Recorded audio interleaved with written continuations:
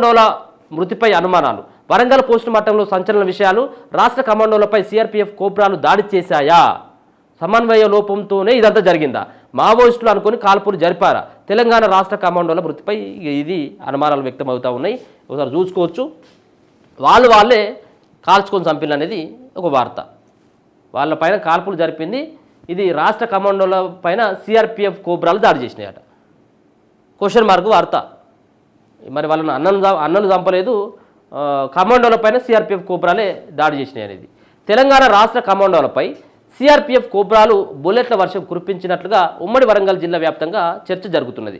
Operation కగార్లో భాగంగా కేంద్రం, ఛత్తీస్గఢ్ రాష్ట్ర బలగాలు గత 18 రోజులుగా కర్రెగుట్టల ప్రాంతంలో మావోయిస్టుల కోసం కుంబింగ్ నిర్వహిస్తున్నాయి. అయితే తెలంగాణ రాష్ట్రానికి సంబంధించిన పోలీసులు ఆపరేషన్ కర్రగుట్టల్లో పాల్గొనడం లేదని central zone IG Chandrashekar Reddy స్వయంగా వెల్లడించారు. దీన్ని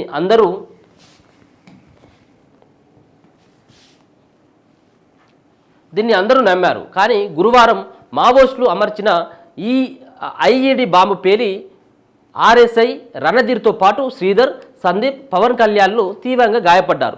ఇందులో శ్రీధర్, సందీప్, పవన్ మృతి చెందగా ఆర్ఎస్ఐకి తీవ్ర గాయాలు కావడంతో వరంగల్కు తరలించారు. అక్కడ ఆరోగ్య పరిస్థితి విషమించడంతో హైదరాబాద్ ఏఐజీకి తరలించి చికిత్స అందిస్తున్నారు. సమన్వయ లోపంతో కాల్పులు. కేంద్ర, ఛత్తీస్గఢ్ రాష్ట్ర బలగాలు, తెలంగాణ రాష్ట్ర గ్రేహౌండ్స్ కమాండోల మధ్య సమన్వయం లోపించినట్లు ప్రచారం కొనసాగుతున్నది. మావోయిస్టులు అనుకునే తెలంగాణ గ్రేహౌండ్స్ కమాండోలపై కోబ్రా విభాగానికి చెందిన బలగాలు కాల్పుల వర్షం కురిపించినట్లుగా తెగ మాట్లాడుకుంటున్నారు. ఈ ఘటనలో 3 కమాండోలు మృతి చెందారు. పోస్టుమార్టంలో సంచలన విషయాలు. ఐఈడి పేలి చనిపోయిన 3 కమాండోలకు వరంగల్ ఎంజీఎం ఆసుపత్రిలో కుటుంబ సభ్యులకు సమాచారం ఇవ్వకుండా పోలీసుల నేతృత్వంలోనే పోస్టుమార్టం జరిగింది. దీంతో అందరికీ అనుమానాలు బలపడ్డాయి.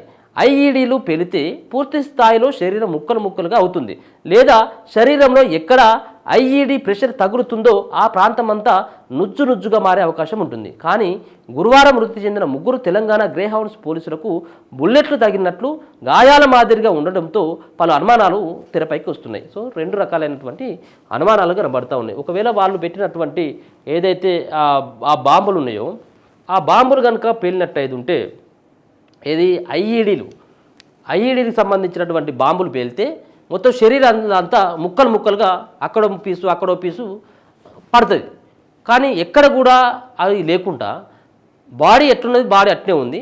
కేవలం బుల్లెట్లు దిగినటువంటి ఆనవాళ్ళే ఉన్నాయి. మరి బుల్లెట్లు దిగినటువంటి ఆనవాళ్ళు ఉంటూ మరి ఐఈడి బాంబులు పేల్చిండ్లు, మావోయిస్టులు పేలినటువంటి మందు పాత్రలు పేలి 3 మృతి చెందిండ్లు అనేటువంటిది వార్త ముందుగా ప్రచారమైంది.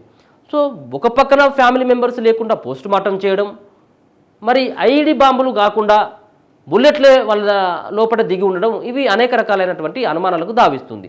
గతంలో చూసినటువంటి ఈ యొక్క బాంబులు ఏవైతే ఉన్నాయో, మావోయిస్టులు పెట్టినటువంటి మందు పాత్రలు ఏవైతే ఉన్నాయో దాని ద్వారా అందరికీ ఇది అవగాహన ఉంటుంది. అది పేల్తే శరీరం అంతా కూడా తునాతునకలు అయిపోతుంది. కానీ అట్లా కాకుండా ఉండడం, మరి ఇదంతా కూడా ఒక పక్కన అంటే దట్టమైనటువంటి కర్రెగుట్టల ప్రాంతాన్ని ఒక రకంగా 4 చోట్ల నుంచి కేంద్ర బలగాలు దాదాపుగా 25,000 మంది కేంద్ర బలగాలతోటి చుట్టుముట్టినాయి. ఒక పక్కన కోబ్రా కావచ్చు, సిఆర్పిఎఫ్ కావచ్చు, ఇట్లా చెప్పుకుంటూ పోతే చాలా కేంద్రానికి సంబంధించినటువంటి కమాండోలు కూడా దీంట్లో పాల్గొంటున్నారు. కాబట్టి ఒకరికి తెలియకుండా ఒకరు వీళ్ళే మావోయిస్టులని వాళ్ళే మావోయిస్టులని వీళ్ళు ఎదురెదురు పడడంతో ఒక్కొక్కరు కాల్చుకొని చచ్చిపోయింది అనేది ఒక వార్త అయితే, ఒక అనుమానం అయితే కనబడతా ఉంది. కమాండోల మృతి పైన కూడా అదే అనుమానాలు అయితే వ్యక్తపరుస్తూ ఉన్నారు.